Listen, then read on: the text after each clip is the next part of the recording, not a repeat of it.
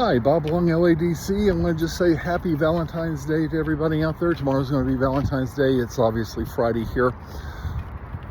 I'd like to talk a little bit about why smart people make horribly bad decisions. I keep talking about there are two distinct voices in the brain. One is the midbrain, which, as we know, is all about survival, and the other one is the frontal lobe, which is right behind my forehead there. So, and on top of my head a little bit. So, you got to understand that the survival part of your brain is incapable of looking and evaluating actions for long-term consequences, such as you're at the bar, you've been drinking, you're getting ready to get in your car, and it doesn't see that you could get a DUI. It doesn't see that you could hit a kid. It doesn't see that you could cause an accident or kill somebody. It doesn't see those things. A better example, 1:30 in the morning. Bars here in Oklahoma close at 2 o'clock in the morning.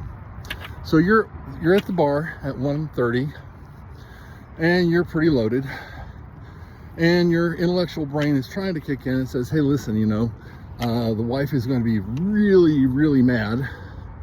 You're probably going to get hit with a rolling pin when you get home. You probably need to leave and get an Uber and go home. That's the intellectual brain talking. The survival part of the brain looks for dangers. It looks for dangers that's going to happen in the next, 5 to 10 seconds. I think Dr. McCauley said it's incapable of seeing past 20 seconds. Either way, it doesn't matter. So it's going to sit there while you're in the bar, and it's going to say, you're not going to get a DUI while you're sitting here at the bar. Your wife's not going to hit you with a rolling pin. There is no danger from your wife in the next 5 to 10 seconds. There's no danger of getting a DUI in the next 5 to 10 seconds. There's no danger of getting a divorce in the next 5 to 10 seconds. So go ahead, have another beer. And that is the misprogramming that I talk about, because that's coming from the survival part of the brain. We get brainwashed into believing that our drug of choice is actually doing something good for us. And it probably was in the beginning. It was probably a maladaptive coping skill. And you have to understand that most of us work with our intellectual brain most of the time. But when we get stressed out, that's when the limbic system kicks in. That's the midbrain, and the survival part of the brain, and the emotional part of the brain. And when we get under stress, which I think is probably tied with the number one trigger out there.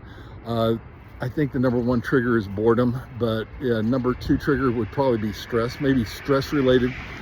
Job stress related, maybe it's marital stress related, maybe it's financial stress related, maybe it's you're going to get hit over the head with a frying pan when you get home, stress related. I don't know, but as long as that midbrain doesn't see an immediate danger, it is going to it is going to continue to make really poor emotional choices for you. I'm gonna go this way, I think. I've got Mel with me. She's kind of determining which way we go. And you have to get back in control of the emotional part of the brain.